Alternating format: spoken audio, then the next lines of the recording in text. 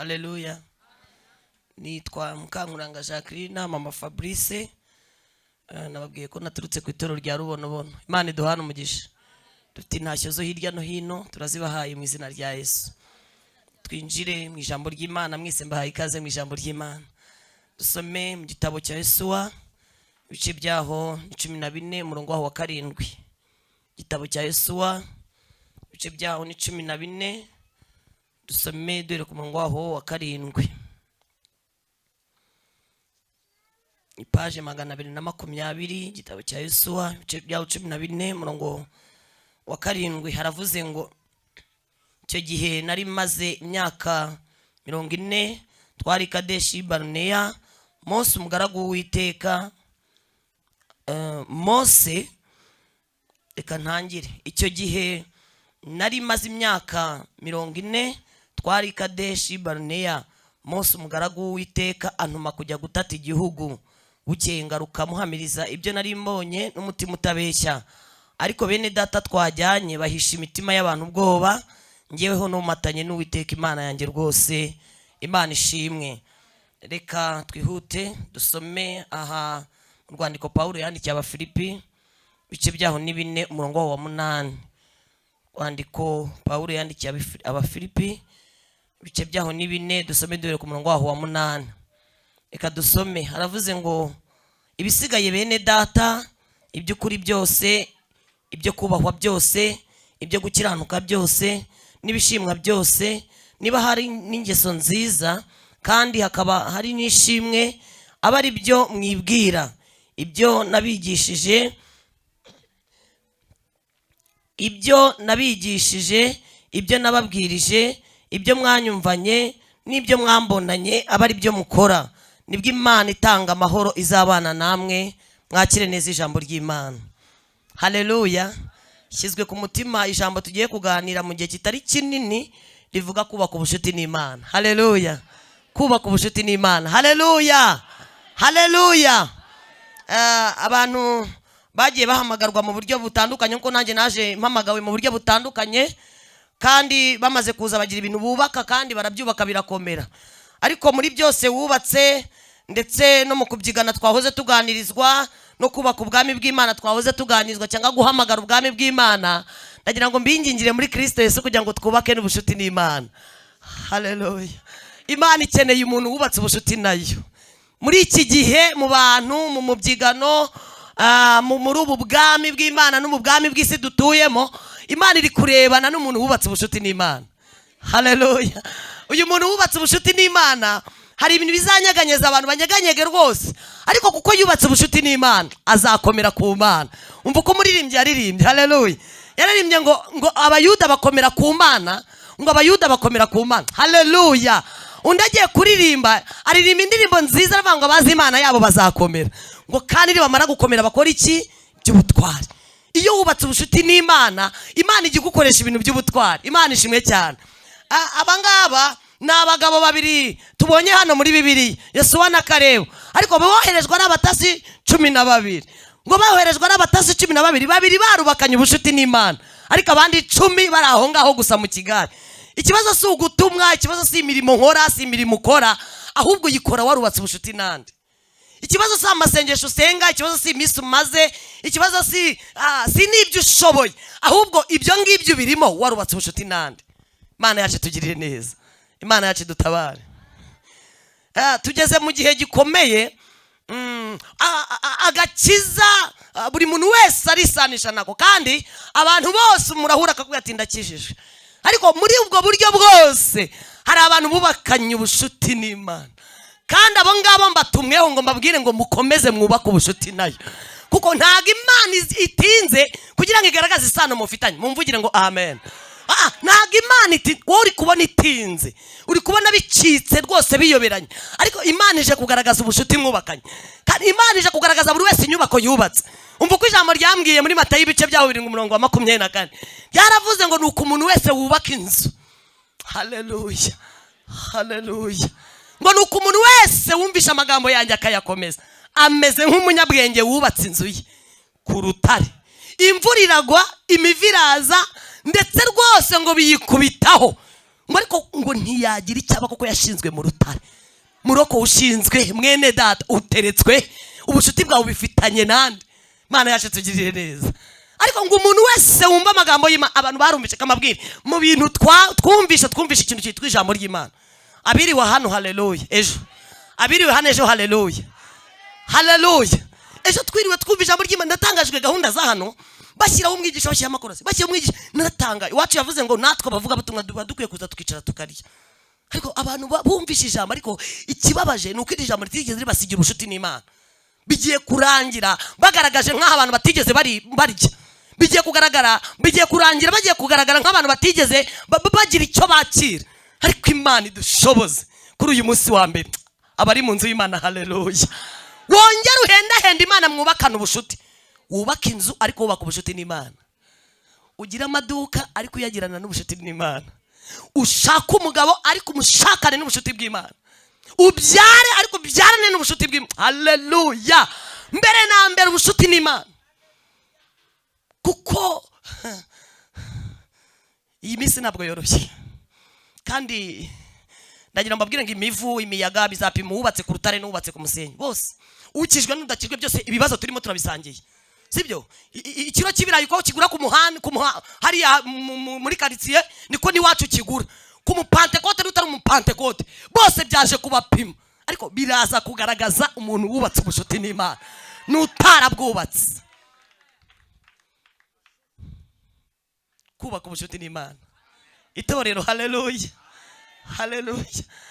Abana bo ngo bararobanuye barobanurwa mu Bisiraheli, ngo bamaze kurobanurwa barobanurwa. Urumva abantu barobanuye, ariko Imana yarobanuye abantu. Uziko Imana ijya kurobanura itareba ku buranga n'igihagararo n'igitinyiro naho uvuka. Ayo iyi Imana yitwa Uwiteka. Mumvugire ngo amen. Iyiza kugira ibintu irebaho ntago mama Fabrice mba bahagaze imbere mu Kiderenga hano mvuka kwa John na Mukabaranga. Ndashimira Imana ko umuyobozi wanjye w'icyumba ari hano mu Jean Dodi. Uriya tuvuka hamwe mu Kiderenga. Imana impumugisha mu izina rya Yesu. Karise tw'ikiderenga nta hantu utaza gukura umugeni. Nta hantu ni mu bajini ni mu mapampe, ni hahandi utambuka bakabagushikujisha koshi. Ariko turashimira Imana idusanze yikaturobanura. Na ureba abandi kurobanuye uyu munsi yakuzanye kugira ngo igusabe ijambo ryitwa kubaka ubushuti nayo gusa. Nta kindi ukenewemo. Ubaka ubushuti n'Imana, ibindi biharira Imana kuko iraza kubigenza neza. Mumvugire ngo amen. Haleluya. Ngabana bo bararobanuye nkuko warobanuye. Imana uzi ko yarobanuye abantu bizeyemo iby'imbaraga. Imana yarobanuye abantu bizeye ko bazayihagararira. None abantu batangiye gutakaza ubushuti n'Imana kubera ituntu tw'amavuta, ibintu bitandukanye, impamvu zitandukanye. Ndagira ngo mbabwire ngo Imana irakiranuka kandi irera, kandi wera ni wowe uwera. Iyi Mana nta marangamutima igira. Niba ikubwiye ngo reka ibi bireke, niba ikubwiye ngo ndaguhamagaye. Imana yacu tugirire neza, Imana yacu turengere. Haleluya.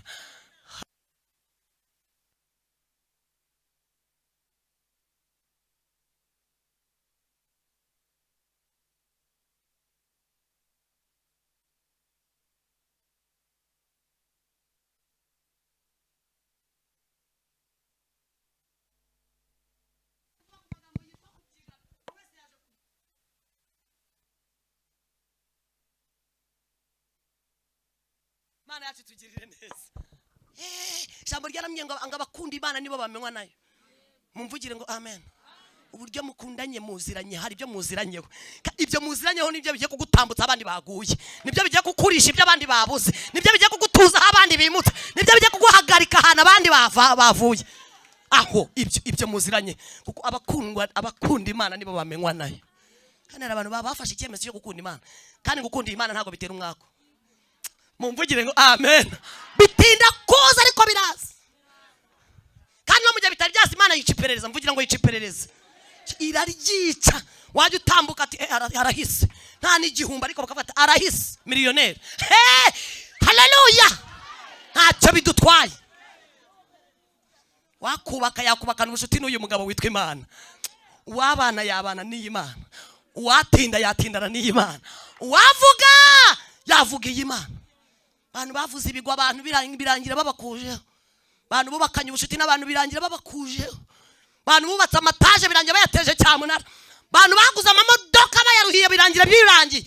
Ariko umuntu wubatse ubushuti n'Imana, nahisi yahinduka agize ate arashinganye.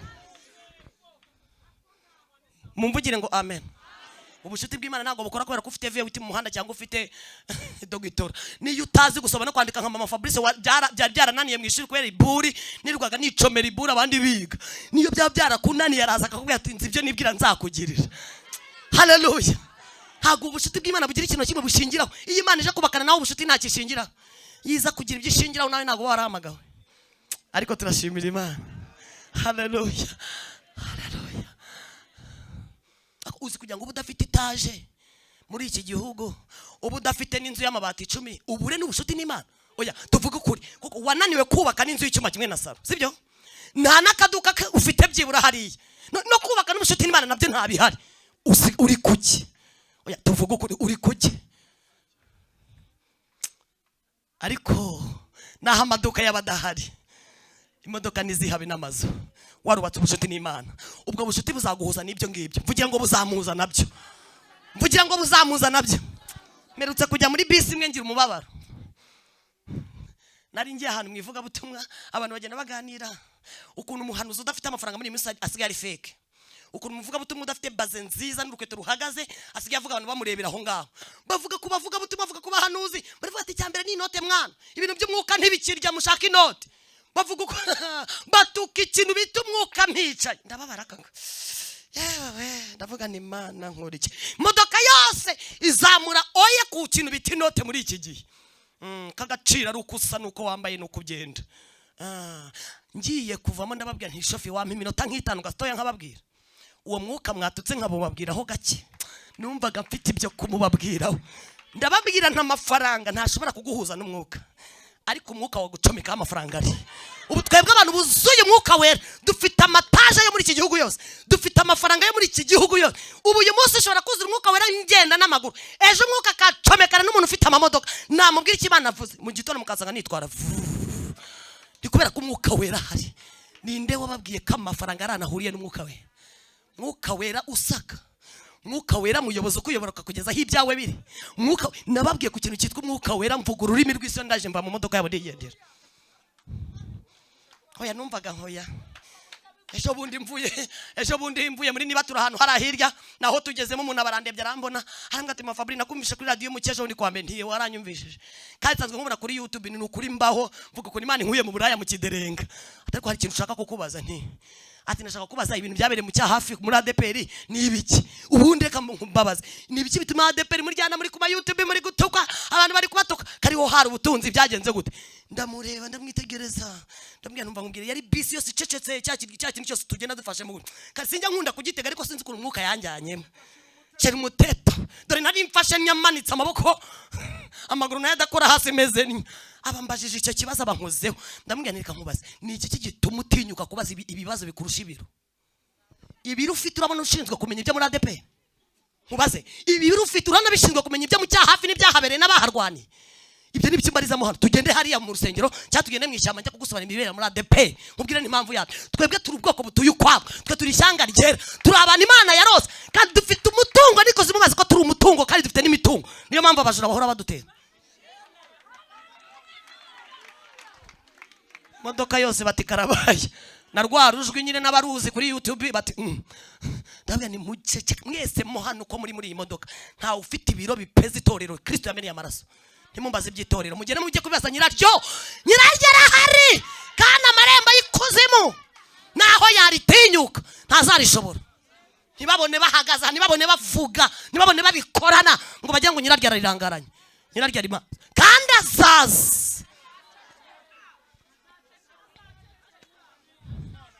Hari igihe kizagira hano hakajya hinjira umuntu ufitanye ubushuti n'Imana. Hano muri ino miryango. Bajya kuhinjira bakabanza bakumva hari ariko bizahora bino ibi.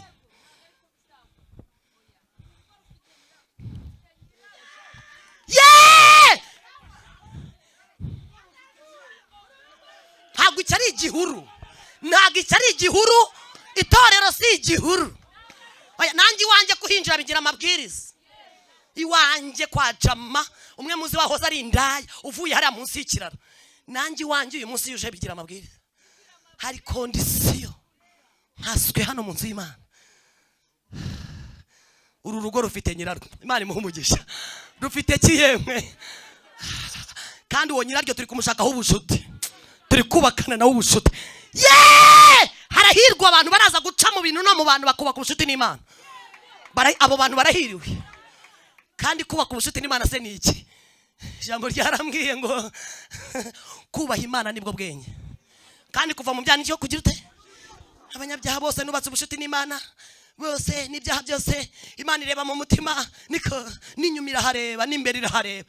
None twebwe tubuje gusambana, rero kwemera gusambana ngo uzaza uyidingisiriza imbere ireba umudiho urimo ibyaha ntacyo bwiye Imana, ayirindwa ari n'ibyaha ntacyo bwiye Imana. Cyose bivuze iki?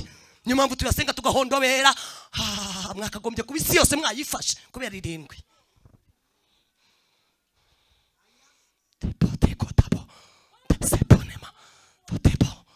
Kubaka ubushuti n'Imana, mumvugire ngo amen. Gahunda niyo kubaka ubushuti n'Imana, nta handi bwubakirwa naho muri iryo jambo riri mu Yobu 28:28. Amen. Nukwibwira umuntu iti kubaha nibwo bwenge, kuva mu byaha niko kugira gute. Nabugingo nuba abantu bamaze imyaka 50 arinjije mu nzu y'Imana ntibashaka no kujijuka, siko babugendana bakabuhimbaza bakabuhananwa n'ubudiyakoni, bakabwicarana no kuruhimba aho umukozi Imana tubwiye ati yuharanira kuza kuca. Ntabwo icyambere no kwicara, icara aho ngariko wubaka ubushuti n'Imana. Haleluya. Naho uzahicare kuko hararyoha rwose pe.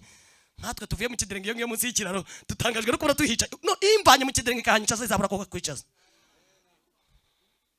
Wewe warakuriye no muri Ekodimu, siko dufite umuntu utabwira ngo shima n'Imana ngabishobora agatitira. Kuko mu byukuri Imana tugire neza. Kubaka ubushuti n'iki? Kubaka ubushuti n'iki? Bene data ntibikwiye kubaka ubushuti n'Imana. Oya tuganire, murebye aho igihe kigeze, murabona tutakubaka ubushuti n'Imana? Murabona gahunda atari kubaka ubushuti n'Imana? Oya tuvugane ukuri, murebye aho Imisiri, gahunda so kubaka ubushuti n'Imana. Turi guhura n'abantu bubatse amataje baba mu ya gatatu, kakujyana ati mbabarira uzusengera, abadayimoni barabanigamwa mukozi w'Imana ngwino. Nika abadayimoni batitinya eshatu niko zigeretse, nibagutinya muri vewiti bakakugaragariza mo kagenda bigura ari ibidindo utumbagira. Abadayimoni bara, ariko twebweho naho twaryamamo hari nubwo twagenda n'amaguru hariyo twubakanye ubushuti nayo, kandi yirinze amagufa yacu n'inyama zacu n'ubuzima bwacu n'ingo zacu. Pafatepo nikijya kutugeraho cyose tuba twakimenye mbere. Nemo takota jambo ryambwiye ngo iki ryaramye ngo abayuda barashike abandi ngo barusha muri byose, ngo irya mbere ntaririndi rikurikira, narya nyuma nta nirya mbere niryo ryonyine ribaho kwiza, ngo nuko babitse ibintu byavuzwe n'Imana. Ariko hano harimo abantu babitse ibintu byavuzwe n'Imana, ngo mvuge ngo amen.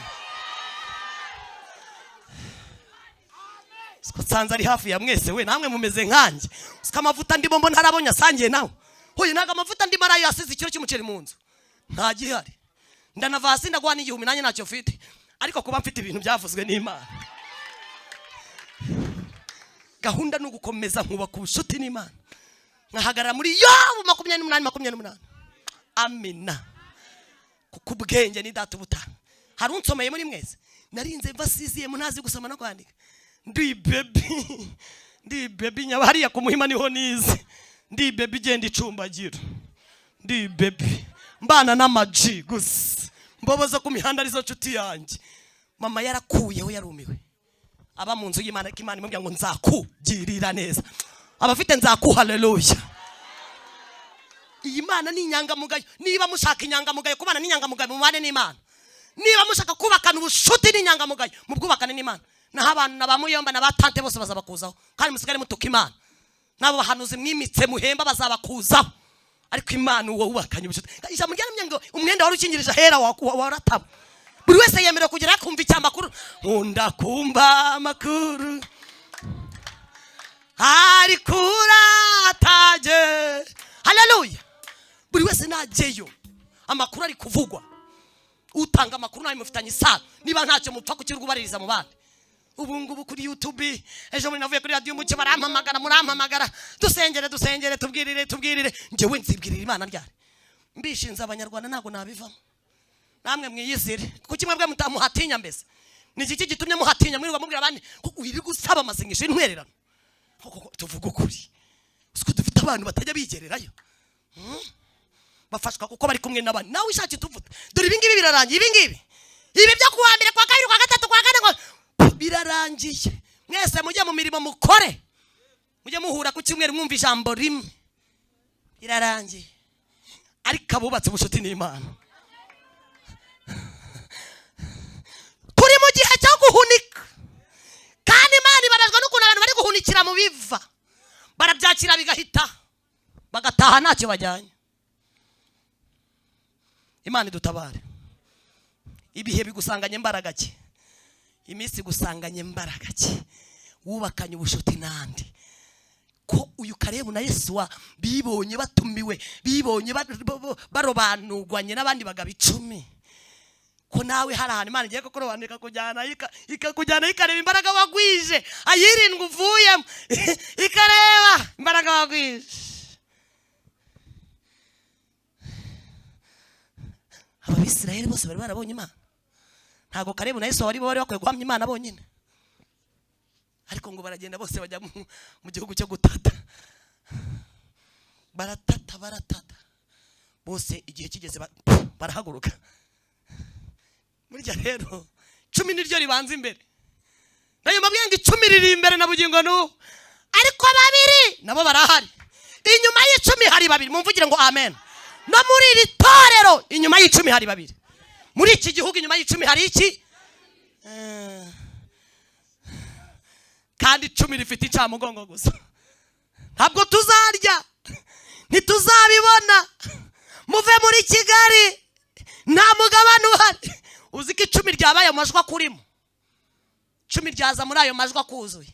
Wese ntubizi ko wendaga kujya mu cyaro, ntubizi ko wikatiye urwo gupfa umuceri utakiwemerewe. Aho ngaho uruko kwizera kwawe rya kawunga, kuko niko wikatiye. Ihangane, none se bigende gute ko nawe wubakanye ubucuti nawe? Irya ko kawunga na mitiyu uhatetereza uhatukira Imana. Nasomye ijambo rintera ubwoba. Igihe kimwe Abisirayeli ngo baragiye bajya ku mugabo witwa mu gihugu cya Edomu, ngo baragenda barakomanga, ngo bakomanze baravuga ati mwatubabarira tugaca muri iki gihugu tukigendera ko nta kintu tuzakoraho. Bibiliya irambwiye ngo nuko umwami wa Edomu arababwira ati nimwibeshya mukahanyura nzabasanganiza inkota. Kuzimu baratwiteguye, ariko twe bisanzwe nta mbaraga dufite. Ndaje mbabwira ngo iminsi yiteguye abantu, myitegura yararimbanije, ariko bisanze nta bucuti tunafitanye n'Imana. Imana itwubakira ubucuti nayo. Uyu munsi Imana yubakana ubucuti n'abanyetorero basejemo natwe abashyitsi. Imana itugirire neza. Ngo barongera bamwandikira urundi rwandiko rwo kumusaba inzira, ngo noneho urwo rwandika rwoherezanya n'ingabo, ngo barahagota. Biramya ngo barazenguruka ku nyanja itukura, ngo barazenguruka bakikira igihugu cya Edomu, ngo imitima yabo iraruha, ngo maze batuka Imana na Mose. Imana ibibonye irababara, abo bantu niyeretse bari kuntukira n'imitima ngo ni mibi. Aba bantu nagaragarije imbaraga zanjye nkabaha udusura, nkabaha amasura ntayo bagira. Aba bantu nagaburiye n'ibyo nabagaburiye nabo byo barabyibagiye kubera gukikira gusa. Reka nze mbereke. Bibiliya iramya ngo nuko Imana yohereza inzoka z'ubusabwe ngo zirabarye, ngo ariko haboneka. Ndashimana ko nubwo bimeze gutyo hahora habonekamo. Sejemu haleluya. Hahora habonekamo, hahora ngo habonekamo. Abisubiramo baravuga bati hoya tujya imbere ya Mose twaramututa. Ngo bajya imbere ya Mose baramwaturira barapfukama, ngo babwira Mose bati Mose we twaragututse tugutukana n'Uwiteka, nicyo gitumye akakaga turimo. Ubu ndajya mabwire ngo nta kindi kidukozeho, n'abantu batutse Imana na Mose. Dufite ikibazo cya Akana bisi byashingana, kandi nawe barahimbaza n'agahimbaza, baravuga indimi nawe akazivuga, kandi byashinganwa arabibitsiwe mu ihema, abyicayeho abikorana imirimo. Ariko Isaka riraje. Ndashimira Imana, mumvugire ngo amen. Bibiliya iramira ngo baragenda baturira imbere ya Mose, ngo Mose ngarangije ajya imbere y'Uwiteka, ngo abasabira imbabazi, ngo maze Uwiteka ahita ati Mose akira, fata uwo muringo ucuremo inzoka uyimanike, uzajya yireba azajya akira. Ndashimira Imana ko uzajya ureba kuri Kristo azajya akira. Abarebye kuri Kristo turakize, abarebye ariko ureba kuri muyomba muri iminsi, ureba ku bintu n'ukuri birara nta gace. Ndaje mabwira ngo Imana yakuje abantu bose, kandi iracyabakuza. Hano nta muceri uhari, nta mabaza ahari, hano hari ukubaka ubucuti n'Imana ibindi bikaziramo. Banza wubaka ubucuti n'Imana. Abashaka ubwami bw'Imana no gukiranuka, haleluya, tubanze twubaka ubwami bw'Imana, twubaka Imana muri twebwe, ibe muri twe, twubakana ubucuti nayo ku buryo wumva uyambaye kuruta uko imyambaro yawe yambaye. Bitari ibyo ngibyo, ejo hawe ntahahari, uzatuka Imana na Mose. Imana tugire neza. Ababisiraheli 10 ngo baraje bahisha imitima abantu, ngo barayihisha nabo baratitira bati yego abagabo se twabanyura he, nese uriya muceri twawubaryana. Hari ahantu meretse guca numva baravuze ngo uyu munsi yararya umwana ufite nyina wicuruza. Niko uzi ko abantu bafashe ibyaha kabiri bashyira imbere bakabona abantu babanyabyaha nibo babayeho neza. Ni gute umuntu umunyabyaha azabaho neza, umuntu wubashye Imana agapfa? Imana izaza kugaragaza isano ifitanye natwe. Imana ije kugaragaza isano ry'amaraso yaduhaye. Gorogota ku musaraba Kristo aramuduha. Yaduhaye Kristo ntago izambitwa imimuceri, ntago izambiba ibirayi. Imana sirya ibirayi, Imana izabiduha. Haleluya. Ngo bamaje kubahisha ubwoba, bose bahinze ubwoba, ngo bababwiye abagabo barebare nibikomeye biri muri icyo gihugu. Bibiriramya ngo nuko Kalebu na Yosuwa bataganiye batasenza yirindwe, ariko babitse ubucuti n'Imana, bubakanye ubucuti n'Imana. Ngo arahaguruka avuga ati mwabagabo mwe, nibyo koko Abisiraheli nukuri nibyo, muceri waruriye, akawunga karuriye, ibirayi byaruriye, ariko niba Uwiteka twishimira, mumvugire ngo amen. Niba Uwiteka twishimira, azaduha kubarya nk'umutima.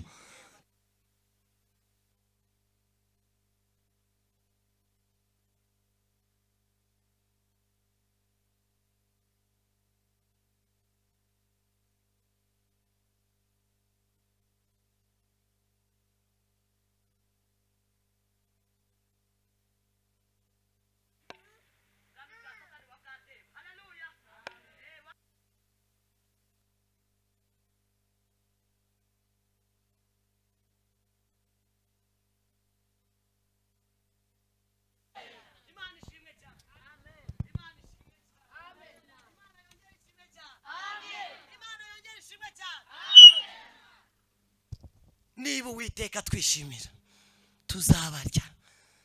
Aha rero twasomye ngo bamaze guhamya ibyo, naratanga ngo bahamaze guhamya yuko bagomba gushakisha uburyo bishimirwa n'Imana, ngo bamaze guhamya imbaraga z'Imana, ngo Abisiraheli bose barahagurutse ngo batera amabuye. Bibiri irambya ngo ubwiza bw'Imana burabakingiriza. Ndaje mbabwire, nubwo hari ibyiringiro twuzuye kandi tugiye kurenganira, ubwiza bw'Imana buzatukingiriza. Haleluya. Ubwiza bw'Imana buzakingiriza umuntu w'Imana, ntabwo azatuma urusazi, ntabwo azakorwa n'isoni. Hari ubwiza bw'Imana bubaye butubereye agakingiriza. Mumvugire ngo amen. Aha rero bahise bamira nk'abatanye. Aha twasomye rero naho bari bongeye guhura. Muroko yuhuye na mwene so muganira ibiki? Muganira ibiki? Muvugana ibiki? Ngo bari bahuye Yosuwa na Kalebu. Ngo Kalebu amwibutse ibyabereye i Kadeshi y'i Baruneya. Hambwe ati ntabwo wibuka 10 bahisha imitima y'abantu ngo ngewe nawe kuko twe twaromatanye n'Imana, tukababwira iby'imirimo y'Imana, tukabwira ko tuzakinjira, ntabwo byibuka yose. Yesu ahita amwibuka. Mvugira ngo amen. Bibiri iramya ngo ahita amuha umusozi. Imana yacu tugirire neza. Hari ibintu tuzakira, hari ibintu byacu bihari tuzarya, ariko kubera ko twubakanye ubucuti n'Imana, turi kwinjira mu mwanya wo gusega. Iyo umuntu yubakanye ubucuti n'Imana, hari ibintu bine nshaka kuvuga ku muntu wubakanye ubucuti n'Imana. Haleluya, haleluya. Hari ibintu bine nshaka kumuvuga uwo muntu wubakanye ubucuti n'Imana, wubakanye ubucuti n'Imana. Icyambere, uwo muntu Bibiri yarambwiye ngo amenwa nayo. Uyu muntu ahora amenwa n'Imana. Imana ihora imumenya mu mubare w'abantu buzuye ahangaha. Imana izo umuntu bubakanye ubucuti. Mvugira ngo amen.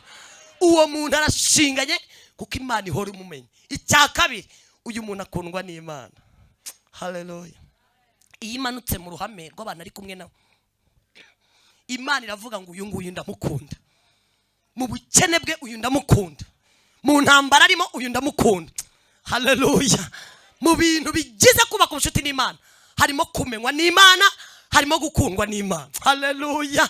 Icya gatatu, harimo kuratwa n'Imana. Imana iguhindura ibyirato. Aho ugeze hose bati Imana igahita turiya naramwirase, igahita igupasa n'abantu bazajya bakurata. Mumvugire ngo amen.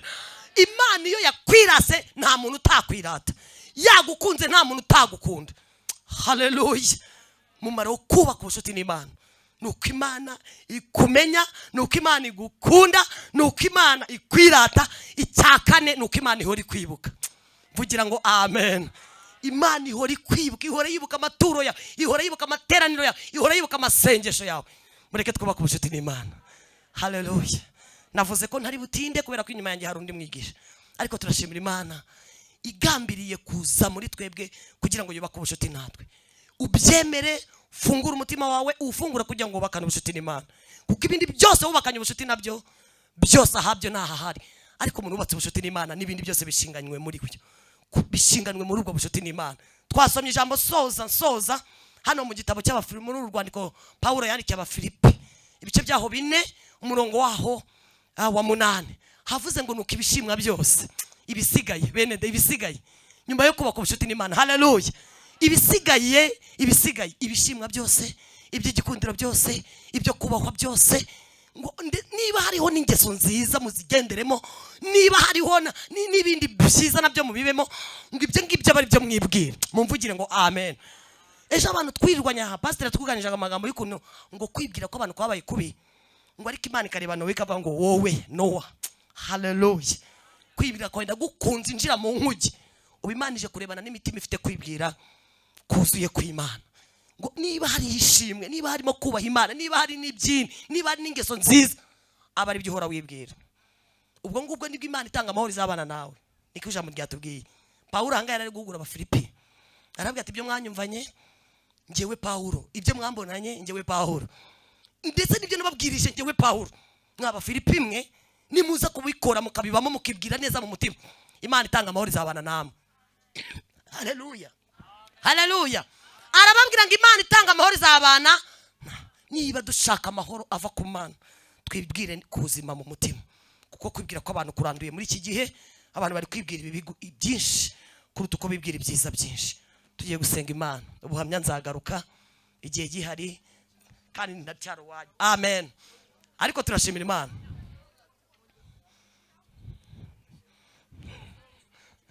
Haleluya. Ndashimira Imana. Nagize umugisha kan witaho gato kugira ngo umuyobozi wanjye w'icyumba nawe ajya mu mwanya atazanyuma umwanya. Ariko uyu nguyu tuziranye kuri byinshi. Haleluya. Imana yamumereye umugisha. Ndashimira Imana kubw'umuyobozi wanjye w'icyumba cya Rubonobono. Ni umuyobozi urera, hari abayobozi batarera. Ni umuyobozi urera, arakurera akabwira ati akira gatuti numva ibyo ugenda uvuga hano. Imana mumuntungira ibiganza. Imana yarandeze, urumva nge nakijwe nyuma ye, nubwo twahoze turabarara twese, ariko wakizwa mbere yanjye. Hanyuma Imana imuhamagara mbere nk'umurara mukuru nyine, hanyuma turara duto dusigara y'inyuma. Ariko turashimira Imana ihamagara barara bakitaba. Umurebye kunangana rya wabona yaraciye muri ubwo buzima. Azabaha ubuhamya nabishaka, abaha ubuhamya bw'ukuntu yigeze gusinda akiruka inyuma y'agapapuro n'imodoka, imodoka yataye agapapuro ngabona ni imodoka itaye umwana wayo, ariruka ati mu imodoka itaye akana kayo, imodoka itaye akana, kubera imbaraga z'urumogi n'ibiyobyabwenge. Azabaha ubuhamya ni mu muhenda, muzamuhendahende abaha ubuhamya. Ariko mwigiraho ibintu byinshi kandi bikomeye.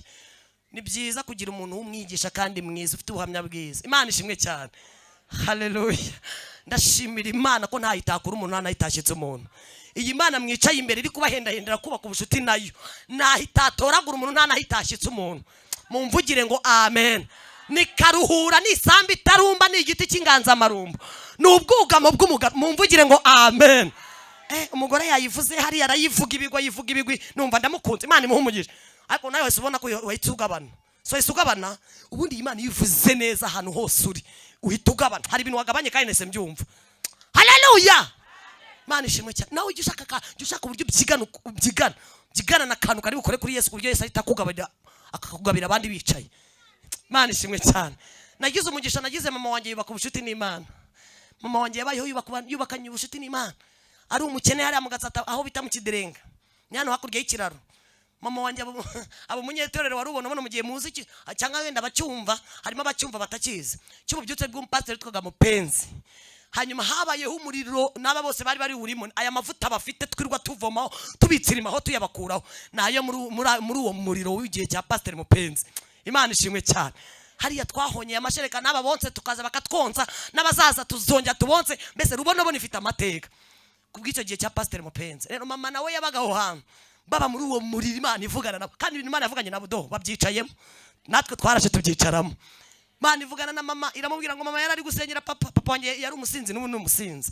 Ngo Imana iramubwira ngo mwana wanjye uwo mugabo uhora uririra umpoze imbere. Imana ize kuguhuza n'igisubizo cy'ibyo wazanye kandi wowe gutagangazwa n'ikintu kitazahinduka. Imana igusobanura impamvu zabyo. Mfite icyigisho kivuga ngo Imana isobanura impamvu zabyo. Haleluya. Imana iramanuka isobanura mu impamvu zabyo. Iramubwira ngo dore uriya mugabo ukurushya uri gusengera amanywa nijoro wagutagangaje uhora uvuga mu maso yanjye. Dore uriya mugabo ni ishuri uziga. Sikaje umuntu nashaka umugabo ari ishuri aziga. Imana iramubwira ngo uriya ni ishuri uziga paka. Iramubwira ngo cyakora kuko wangireho umugisha ukamusengera nzamweza ku munota wanyuma agiye gupfa. Niko Imana yabwiye mama. Iramubwira ngo nzamweza ku munota wanyuma ariko igihe cyose mubanye muzasaza azakubera ishuri ry'ubuzima. Kandi ambara imbaraga kugira ngo uzarihagararemo neza. Hahirwa ibya Yesu bitazagira gute? Imana iramubwira ngo dore kuri uriya mugabo we nta gitenge gihari, kuri uriya nta kawunga gahari, nta shuri ry'umwana, ikorera agataro uhigira abana bawe kuko nzaguha umugisha. Iramubwira ngo kandi aba bana bawe uruhira abo ugiye kuruhira utitotombera umugabo mubi, utitotombera urugo rubi. Aba bana ugiye kuruhira nzabaguheraho umugisha. Mvugira ngo amen. Imana iramubwira ngo imvura yajyaga igwa tukareka ibase y'amazi. Iwacu amabati rero tobaguritse twagiraga sheze ebyiri munsi. Twaryaga ubugari n'imboga bita mutibikanye. Zeraga hepfo aho banyara mu kiderenga aho ngaho hari aho bita kuri Nyabugogo. Mama yatahanaga ubugari agahita comeka inkwi agahita nyohereza nk'ifura ndifura y'ababyeyi banjye nguri 18 twese turiho. Gahita nyohereza nkuranga karame jya muhara hepfo soroma idodo. Nkagenda nkahirana n'ibyatsi nahira aho banyara zabaga zera buri kanya. Hanyuma rero nkazana mama akazitogoza amazi ya mbere akayamena ayakabira agakubitamo umunyu undi agasonga umutima agatereka ari agasenga ati mwami Yesu byeze. Twese duhurira bya bindi by'abanyumgo mu ngabana batonga bakuru ngo ntibasangira ngo baracuranwa. Iyo baguciraga uyu munsi ejo warirwariza. Twese ku bugari mwese. Hanyuma rero dukura gutyo twakuze turarana turi abakeni wacu ducana itadu abandi bafite amashanyarazi kubera ubuzima bwa papa umusinzi. Dukennye urugo rwajyo ni rukennye bizwe. Mama wanjye ariko ari umurokore. Mvugira ngo amen. Mama asenga Imana amashyamba aho mu rubonobo no kukarago ntahabure arwana no kubaka ubucuti n'Imana. Iyo yubakanye ubucuti nayo ndashimira Imana kizimusajishije neza. Haleluya. Iyo mwubakanye ubucuti nayo naho yatinda kuzizaza. Mvugira ngo izaza. Haleluya. Mama arakomeza arasenga muri ubwo bukene bwe azunguza agatarasenga aturera mu buryo bukomeye asenga atwigisha amashuri mu buryo bukomeye asenga dukubita ubugari n'idodo aribyo bidukujije bwa bugari kandi bwitwa bwa bugari uriya rero ibiryo bigira amaseri hari inyanya zitwa za nyanya hakaba n'inyanya dufite abantu bahagura inyanya ku kiro utamubaza ikimene uko gisa ariko dufite n'abandi bacungana n'inyanya z'ikimene muri soko muginga niko bahita tagiyeyo ntago ifaranga afite rya byavamo ariko dufite n'abandi ibyo ngibyo bitareba ariko turashima Imana ko muri ubwo buryo bwose Imana yadutunze. Imana yaratureze turakura. Haleluya. Ubwo buryo bwose Imana ifite uburyo tureramo tugakura. Abarezwe n'inyanya za soko muginga n'abarezwe n'izo ku munzani twese twarakuze kandi twaraje twuzura umwuka wera. Haleluya. Twajyaga turya inyama kuri bonano muzi inyama twaryaga bazita izo ku munzani hari izo ku munzani akaba n'izo ku masahani hariya kuri Provi izo ku masahani zaguraga desa ni za 25 ni za turose bitewe n'amaseri niba ari mizo mu nda nyinshi niba ari mikizete cyinshi ubwo zabaga ari desa. Mama kagenda kagura ibizete nk'ibya 600 kaza akahita kugura imesa kagura n'inyanya ubundi akaza twari dufite icyungu ubwo habaga ari kuri bonani na Noheli ariko Mana we waraturenye ya Imana ishimwe idukujije ubuzima idukurijemo butagira ishusho mu mpera Imana icyubahiro. Hari abantu bakuriye mu buzima budafite ishusho ariko dore bavuyemo ababyeyi barahetse abandi mufite ingo mureke twubaka ubucuti n'Imana. Imana ishimwe. Haleluya. Mama gakaranga ikizete papa ubwo yabaga yasinze yararangiye tumugose murumva utwo twana nyine twose yatubyaraga buri mwaka twese tuvuka buri mwaka turutana umwaka umwe tumugose utwo twana tumugose mu rugo rudafite ishusho rudafite ikintu ariko rufite Yesu. Nuko akazi karanga izo nyama rero ukuntu zicya hari izo bitamo igihaha abakize simbizi igihaha rero iyo kimaze gufata ifuta iyo cyamaraga gufata imesa cyateruraga umufuniko kikawutumbagiza no mu kirere. Mama katuvuga ati muve mu nzira mwabana mwe muve mu nzira igihaha kikatumbagira kikongera kikagaruka no mu kingongo pa ubwo mutamwavuye mu nzira amavuta akabatarukira uteka igihe urwana nayo, ni inyama uteka urwana nayo, kandi niyo uyirya urwana nayo. Mama gahisha agakubitamo inyanya, gutamo igitunguru bigahumura muri karitsiye, akakumva nawe yatetse inyama mu bandi kuri bonane na Noheli. Agateka agaceri hariya, agateka utuvuta gafiriti, agashyira abana hariya tukarya, maze ya nyama mwayigeraho ugashikura umutwe hariya waruhuka ajugunya. Nyine yabaga yatuguriye inyama ni za zindi zitavaho ikintu, ariko ushikura basi ubwonko bukaruhuka. Upfa kugera uzigure nyine abana bashikure ubwonko buruhuke, bwakire ko bwariye inyama. None se kari cyo gihurimo iyakire tipe ntazi kugura inyama, genda ugura ziriya nyine bashikure nibaruha bajugunye. Se nitwakuze munana tutavuyemo abagore, ariko mana we barature dukura dutyo mu mibabaro. Bizwi ko turabana bo kwa John umusinzi.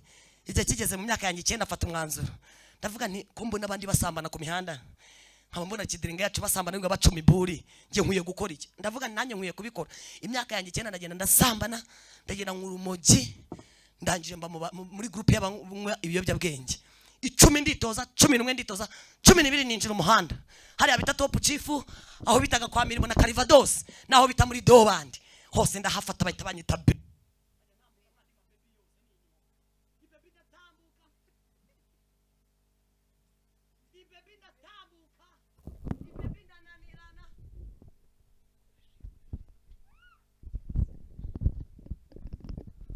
Yesu ni umwami, Yesu ni umwami, Yesu ni umwami. Ndashimira Imana. Narindi ku ijambo rivuga ngo nta hana Imana itakura umuntu, nta naho Imana itashyitse umuntu. Ntiwigirire nabi wowe ubaka ubucuti n'Imana, ibindi Imana ibirimo. Haleluya. Ubwo buzima twabubayemo tubukuriramo. Hanyuma mba ngiye kuba indaya. Ngeze mu myaka 12 ngeze mu muhanda, sanga arimo abatoza barantoza, bankuramo imyenda mama yari yaranyambitse miremire, banyambika mini, bahita bampa amavuta nditukuza, bahita bampa icyuma n'urwembe, bati kuba indaya ntago ari imikino, ugenda icyuma n'urwembe. Baranankubita bantoza ko ngomba kuzahira ku babyeyi banjye nica. Ndagenda nibikamo ubugome. Bari bati kandi mbere yo gutoza abandi bo hanze, ubanza utoza abo munsi wanyu nabo babindaya. Nizo conditions ziba mu Burayi ni ndende. Hanyuma rero nahereye iwacu mu nzu ndatoza mera kuri musaza nyomugira Marine. Fata bari umuntu abanye mbagira indaya, nahingukira ku muturanyi nk'abamugize indaya, nagira ku kigo cya Muhima ndato. Abana barangije muri generation yanjye ya 2006, ntawe ufite icyari cyo muri iki gihugu cy'u Rwanda. Narakurikiranye ntawe. Twari ibirara twubatse izina ku Muhima 2006, Directeur Kalisa rumirwa. Najyaga mbyuka mu gitondo abademoni bagatabambira bati none uyu munsi urajyana ibirenge gusa ku ishuri. Ni yego, kandi uzinduke mbere kugira ngo bose baze kwambara ibirenge. Yego, nkagenda nkirwa nzenguruka nkabyuka nkazinduka umwana buryo w'ikirara azinduka kubi. Nkazinduka ikigo cyose nkakizenguruka, umwana wese mbonanye ibirenge abika inkweto muri marete. Buriya abanyeshuri n'abana beza bigana kubi, bose babika inkweto muri marete, twese tuzenguruka ikigo. Twajya kuri assemblée Directeur akabona twese twambaye ibirenge. Bite hano habaye iki ku kigo? Kuki mwambaye ibirenge? Ni jama bati jama ninde? Nkahita ntambuka ndi baby, numva ari bustari bukaza kuba nakoze akazi hariya mu kigo cya Muhima. Bageta banyirukana, nkagenda nkareba viye baranyirukanye. Ariko uwo mukobwa urananiye, papa kabaraje ruhara ruyaga akaza nimbera Directeur akabakubisa hasa bavi. Directeur wambaruka mfashe indaya, Directeur wamfashe indaya, Directeur papa afite kuni yaguhenda inda rero. Directeur akabati ngo ni mumusubize, ariko uzongera ejo nkazana none inkweto imwe mu kirenge. Nico buriyo umwana najya ku ishuri n'umweza kushuka munazanye indi mico, ntugakubita ahubwo jya uganiriza, jya umugirisha tumuganirize. Afite uwamwanduje kandi wamutumweho. Nari ntumwe, nari ifite imbaraga zitumwe ku bana niganaga nabo mu kigo cya Muhima, kandi abana ndabahindura. Recreation yacu 15 twari twaracukuye icyobo hariya mu kigo cya Muhima inyuma y'amatoilette. Icyo cyobo cyasibwe maze gukizwa ngiye kukivuga, nta wari uzi ko kibaye. Twaragitwikije ibyatsi keraho ibyatsi hejuru, ariko dufite hose duseserera munsi harimo gate yacu. Tukagenda n'ibimogi najyanye abana bose nkabakoraho bose b'inshuti zanjye, tukata twinjiramo tugatumura ibimogi vuba, tukata dusambana vuba 15 tukaba turarangije. Twese tukinjira mu kigo, twinjira mu ishuri, tukanura amaso. Twabitaga abametresi n'abamesi. Mesi yajya ashyira ibintu ku kibaho nkabona ni iminyorogoto. Se nkuriya mu mesi ari mu bikimana, nje nibereye mu Kinya aho bita muri Swingi, ntago mwahamenye bahita muri horo. Urumva na ahantu buri mu yindi si, ni mu kindi gihugu, ntago ari no mu Rwanda. Uburebe ibintu byose bikorwa agashisha barakimana. Umuntu wanywe itaba bafite amahoro, abayumva tuje, abayumva ntacyo yakwangiza, abayumva ntacyo yakandagira. Uzi kubererekera n'agashisho kabererekera n'akantu kose k'Imana. nuko twabagaho. Ngewe namaraga kunyura urumogi swingi zanjye, buriya buri wese agira swingi zanjye nk'umukobwa zabaga ari inyenyeri. Iyo namaraga kurwuzuza ngujuje ubwonko, najyaga kubona nkabona ijuru rire ku inyenyeri, nkabona ziri kugenda zintakara imbere, nkazigendamo gake kugira ntazikandagira inyenyeri z'Imana man. Gake nitonze muri izo nyenyeri, narananiranye. Barakubita uyu mureba, barafunga uyu mureba, ntacyo batakoze, ariko Imana ishimwe, Yesu afite imbaraga. Uyu Yesu mwicaye imbere ibyo byawe arabibasha. Uwabashije ubuzima bwanjye akabukura ahantu bwari buri, nta kintu atari buze gushobora ku buzima bwawe. Mumvugire ngo amen. Ubuzima buragenda bupokerera mu byaha ndapfa. Ndi umwana w'umukobwa 13, abagande baza mu Rwanda bazana ibimansoro, badushyiramo twitwa abamansuzi. Abamansuzi n'abakobwa biyemeza kujya imbere y'abantu barenga 10 barenga 20, bakajya imbere kuri stage bagakuramo imyenda yose bakamansura. Kumansura n'imbyino ziteye isoni kandi ziteza abana marari, barazidutoza. Abagande nibo bazizanye, bazana ibyo biti bisafuriya inkoko nahazwaga n'isake ebyiri zirimo ibiro 2 by'umuceri, bakazitereka imbere, bakangurira icupa rya kanyanga ry'ibihumbi 15 ryitwaga whisky.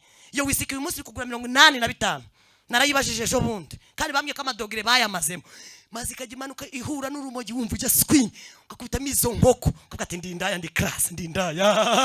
Wajya ugenda muri gihugu cyose n'isi yose wayifashe ukanuye amaso. Ndashimira Yesu untoraguye. Yesu arantoraguye, Yesu aranyijije. Beshi murambaza ku ma YouTube no ku ma radio muhora mumbaza ni yihe mpamvu itumuvuga ibintu bisa gutya. Impamvu ya mbere nuko Yesu anyijije. Mumvugire ngo amen.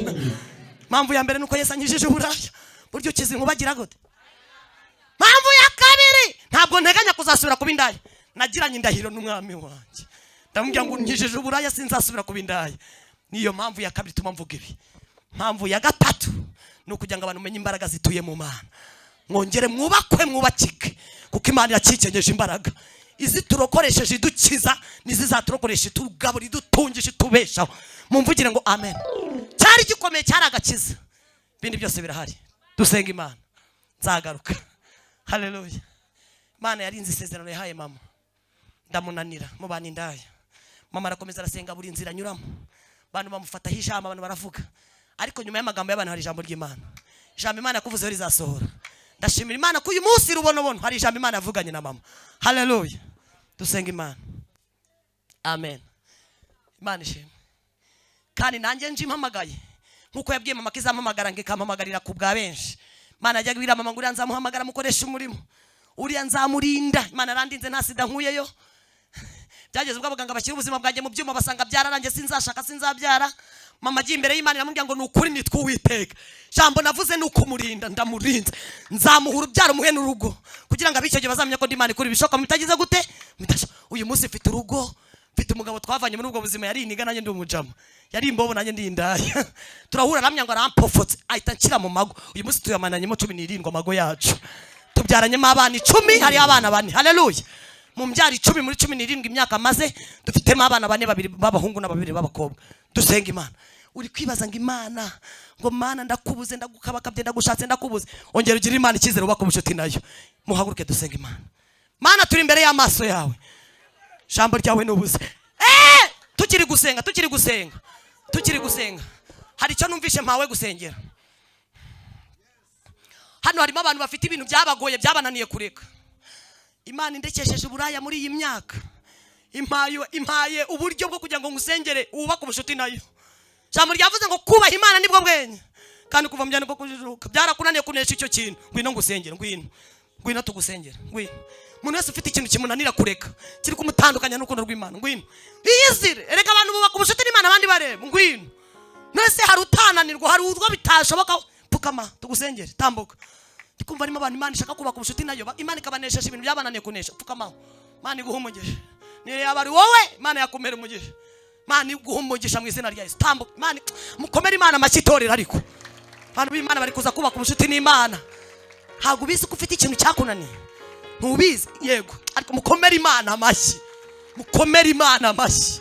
Iyi Imana iracyabyara. Iyi Imana iracyafite ubushobozi bwo gukiza. Imana ifite imbaraga zo gukiza. Dufite abantu uyu munsi kwibwira kwabo kwabaye kubi, ariko kwibwira ko Imana yashaka kugutuza mu mutima wawe. Uyu munsi uyemerere. Ahari uyu munsi Imana yakuzanye kugira ngo wumve kandi wumvire, wubaka ubucuti nayo. Ntubizi nawe ibyo biri kugutsinda, ntubizi, ntabwo ubizi. Dusenga Imana, dusenge. Ntabwo ubizi ko ibyo biri kugutandukanya n'urukundo rw'Imana. Ntabwo ubizi ukeneye imbaraga zinesha. Umuntu wese ukeneye imbaraga zinesha nazamura amaboko dusenga Imana. Tugiye kwinginga Imana, tugiye gusenga. Twese dukeneye izi mbaraga. Mana, turi imbere y'amaso yawe.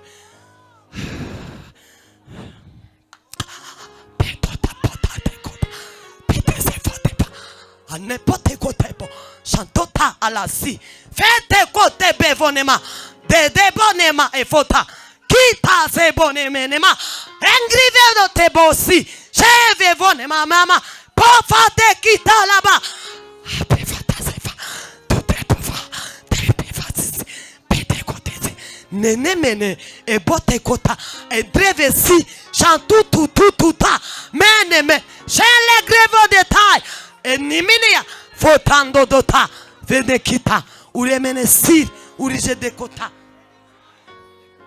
Uri imbaraga z'abakwizeye, uri imbaraga z'abakwiringiye. Byiringiro byacu tubikuye ahandi hose tubishyize kuri wowe, tubikuye aho twe twarabiteretse tubiteretse muri wowe. Tubera ibyiringiro, tubera ubwishingikirizo, tubera amahoro n'urukundo, kandi imbaraga zawe zibane natwe. Eza bene data kandi babashije kureka ibyo bari bakoraga byabanesha guhereye none. Abapfukamye imbere y'Imana bahabwa imbaraga zinesha mu izina rya Yesu. N'abamanitse ibiganza bafite ibintu byabatsinze, bafite ibintu byatuma batubaka ubucuti n'Imana, nk'uko ijambo ry'Imana ritubwiye. Ijambo ryawe ridutegetse kwibwira iby'ukuri, ngo tukibwira ibyo gukiranuka, ngo tukibwira iby'ingeso nziza. Ariko kwibwira ko abantu warakubonye ubona ni kubi. Ijambo ryambwiye ngo abantu nibahindukira bakibwira neza, ngo nibwo Imana itanga amahoro izabana nabo. Imana itanga amahoro ibane n'umuntu wese uhinduye kwibwira kwe. Imana itanga amahoro yubakana ubucuti n'umuntu wese muri twebwe, maze ibyo tuzubaka byose tuzabyubaka ariko twarabuze ubucuti n'Imana. Tugukomeye amashyi ku bwa twese, tukuvugirije impundu. Shyigikira ijambo ryawe risoresha icyo ritumye mu izina rya Yesu. Ngiye kunsengera ngiye. Yesu ashimwe. Mwebwe nimuce hano, uriya muntu abayobore, mugende muganire, muhite mugaruka vuba. Umuntu wese wicaye nahaguruke.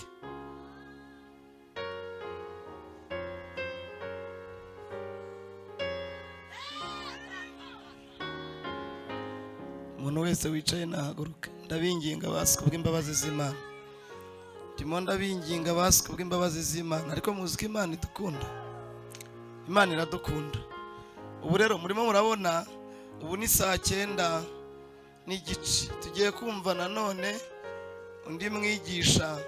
Ariko mbere yuko twumva undi mwigisha, ntago nshaka ko uyu munsi tuza kwica gahunda. Ndashaka ko tuza kuza gusoreza igihe. Ariko noneho abantu mwese muhagurutse, Imana ibahe umugisha, Imana ibahereze umugisha. Avuze amagambo akomeye. Irya mbere ni iryo kubakana ubucuti n'Imana. Ageze ku buhamya rero, nicyo cyari kigiye kundiza, ngira agahinda, kandi ngira agahinda gakomeye. Sinzi niba narabibabwiye ubwashize.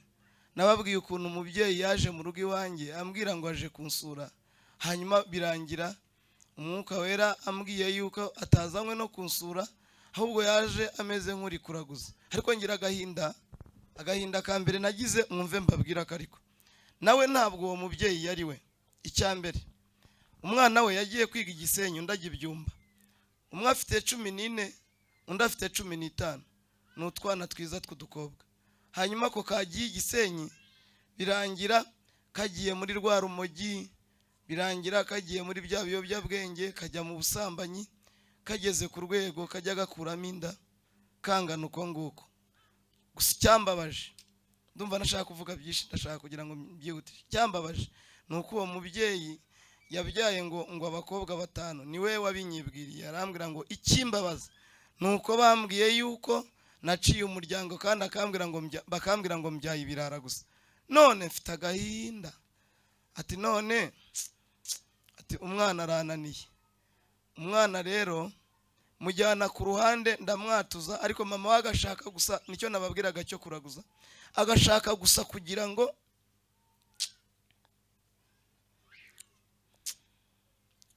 we agashaka gusa kugira ngo we ngo abimenye nagera mu rugo ngo amukubite izindi nkoni nyinshi, ariko mwumvise ko tujya turwanisha umubiri atari ngombwa, muracyumvise?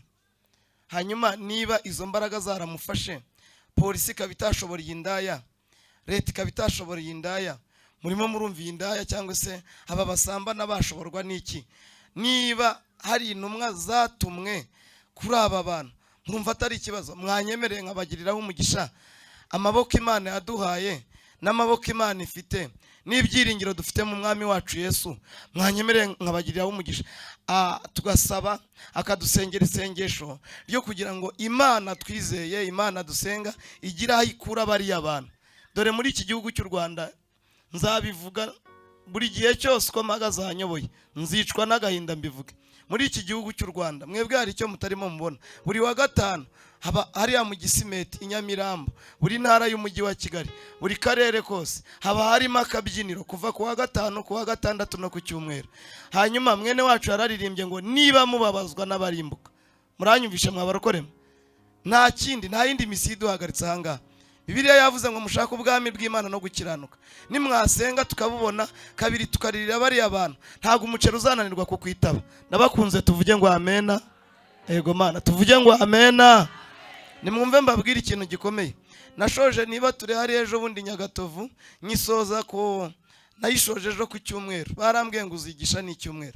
Icyo nabivugiraga rero ngo iki ni kimwe. Ku wa gatandatu nshoje niba turi, naratashye asanga mu rugo Imana inkoreye ikintu sinajyaga nyisengera mu buzima bwanjye, gusa nakirebaga nkumva kibabaje umutima wanjye. Ariko naratashye nta ku wa gatandatu mu saa 5, oya mu saa 6 za nijoro nibwo natashye ngera mu rugo, sanga mu rugo haratatse, mbona hameze neza. Sanze hatatse hameze neza, nitegereje barambwira ngo naka ngo bavuya havamo akana kamwe kagiye kujya muri Amerika, ngo kageze mu rugo karavuga ngo mu cyifuzo mfite aka kanya n'ukuntu nkunda umukozi w'Imana, ngo nanjye iki ndagikora. Murumva ko sinagisengeye, ariko kuko Imana ibona ko ngikwiriye, mu gihe gikwiriye icyo kintu cyarahageze kiraza. Ayo mashina y'Imana dutanze mu gihe gikwiriye cyaraje. Ariko nimurebe umuzi umugisha dufite, turamutse duhagaze imbere y'Imana abakozi b'Imana, tukagenda bakajya bavuga ngo Joseline we turakubaraho umunyago wa miliyoni, bakajya bavuga ngo harya ni Mama Fabrice we turimo turakubaraho umunyago wa miliyoni 2, Celeste turakunyagaho murumva bitaba biryoshye? Ariko haleluya. Ariko kuki mukinisha bino bintu bya Yesu? Nimurebe kumva umuntu atagira amashuri ariko akaba arimo asobanura amagambo nk'aya ngaya, nyamara n'abanyamashuri bahagarara hano bavuga babisobanura, uba wumva byabananiye, ukumva arimo aravuga ngo so, ukagira ngo so niyo dukeneye, undi se so yanditse. Ariko ndabinginga kubw'imbabazi z'Imana, niba Imana ishaka ko tugira umumaro muri iki gihe nk'iki ngiki, mureke tuvuge Imana neza. Haleluya, tuyivuge neza. Ndagira ngo dusengere ibintu bikurikira mu minota mike, nibura dufate nk'iminota 10. Ikintu cya mbere tugiye gusengera, tugiye gukurura bano bantu. Icya kabiri, tugiye gushinganisha natwe abana bacu n'ibyacu. Icya gatatu, haleluya, ego Mana, haleluya.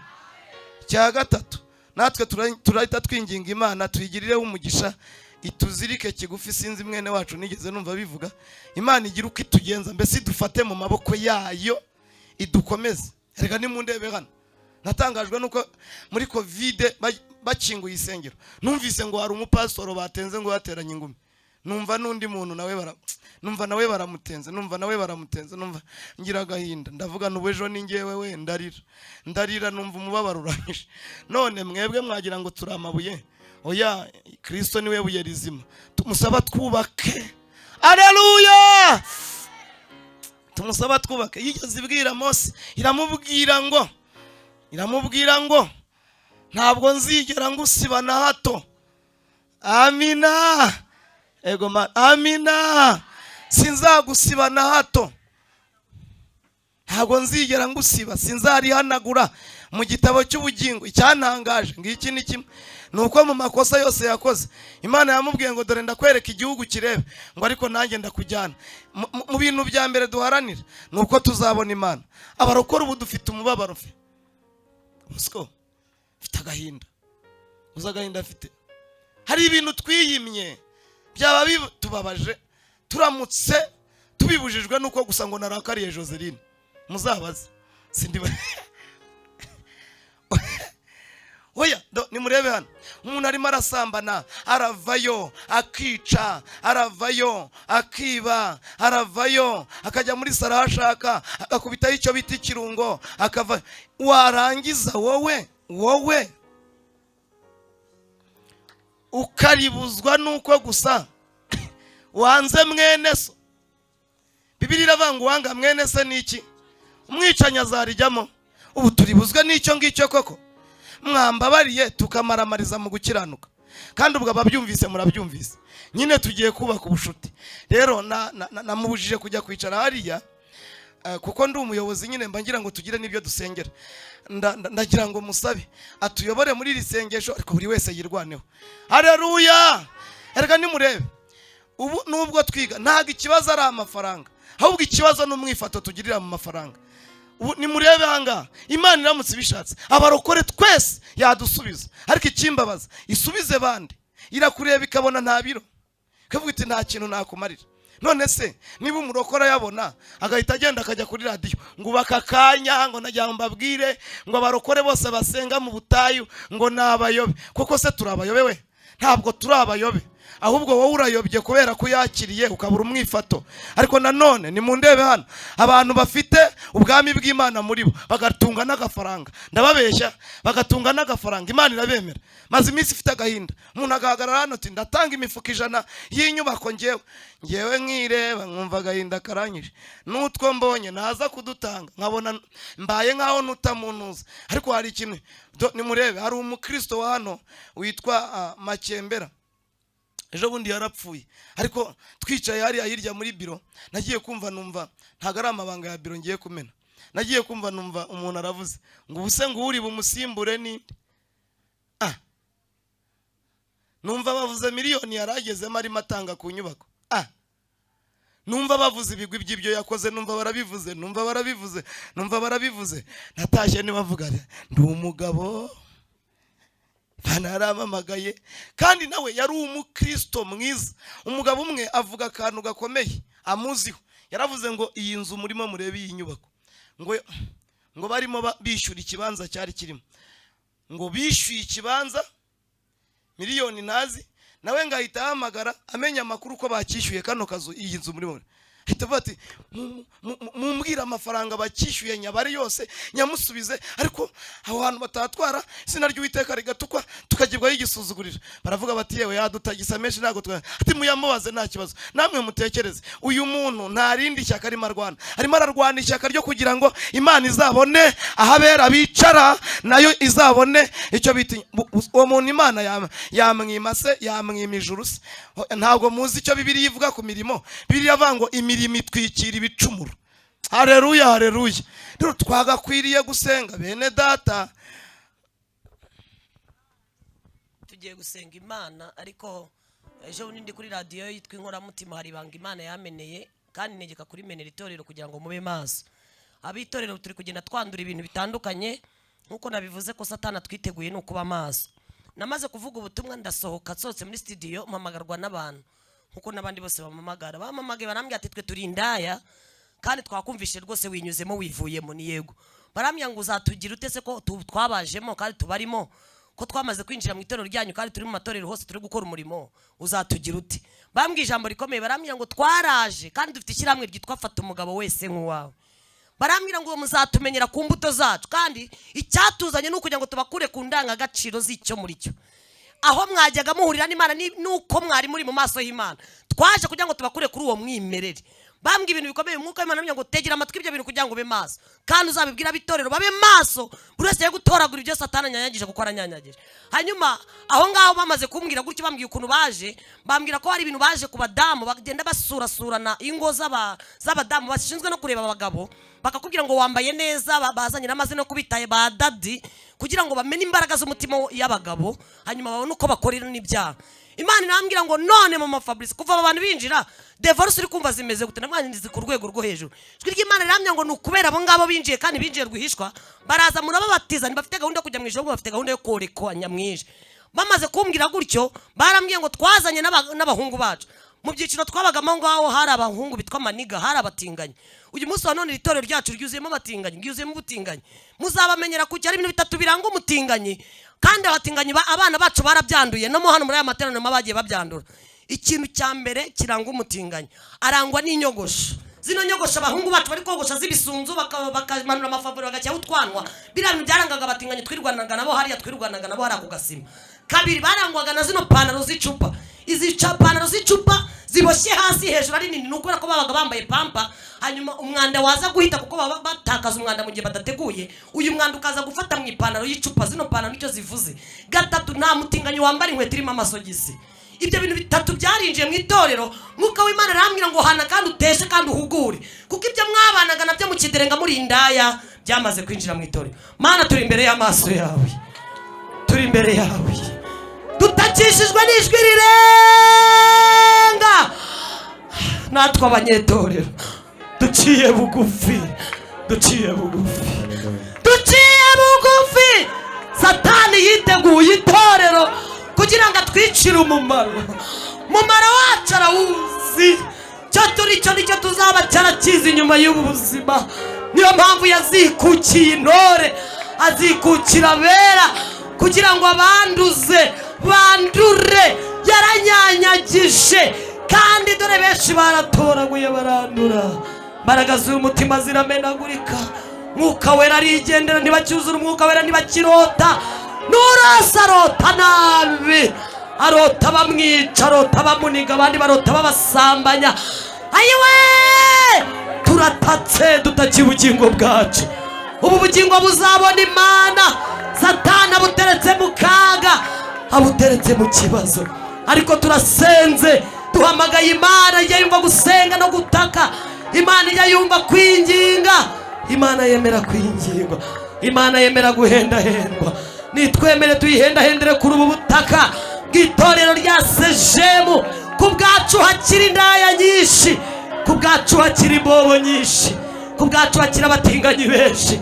Dusengeye abakobwa b'abanyarwandakazi, dusengeye abasore bacu, dusengeye ijenerasiyo y'urubyiruko rw'igihugu cy'u Rwanda. Turatatse dutakiye imbere y'Imana ku bwabo. Mana, nishyire kwibwira kuzima mu mitima yabo. Mana, nitange imyindi myifatire. Mana, nitange ubundi buryo. Imana nibasure, niyo igenzura imitima, niyo ishobora imitima. Iyo udashobora uyu wanjye umunsi mba nyir'ururara, iyo uyu mutima wanjye utawigarurira, uyu munsi mba narapfuye. Ariko wafashe umutima wanjye urawigarurira. Mana, washoboye umutima wanjye. Yesu wawumenekeye amaraso, ongera ukora imirimo ku bw'abariya. Nanjye nasobanukiye ko hari abandiriye, nasobanukiye ko hari abamborogeye, hari abajyaga bajyana na mama ku misozi batuborogera. Uyu munsi udukuyemo abo kuborogera abandi. Haleluya. Pawulo avuga ijambo rikomeye, aravuga ngo ihumure twahumurishije niryo duhumurisha abandi. Haleluya. Imana yaduhamagaye, iduhamagare ku bwa benshi, ihamagare benshi ku bwacu. Duhinde imyifato, imbuto zere, buri wese muri twebwe acungane n'umuhamagaro, kandi buri wese awugumemo mu izina rya Yesu. Kuko umunyazi aratwegereye kuruta imyambaro twambaye. Turengere turatatse, turengere turatatse, dutabare turatatse. Dutakiye itorero, dutakiye umugeni wa Kristo, dutakiye umuntu wese wahamagawe kugira ngo umurindire ubuhamya. Dushinganishije ubuhamya bwacu Mana, dushinganishije ubuhamya bwacu. Buri wese dushinganishije ubuhamya bwacu, turishinganishije. Ijuru ridushingane kandi riturinde kwandura no kwanduzwa.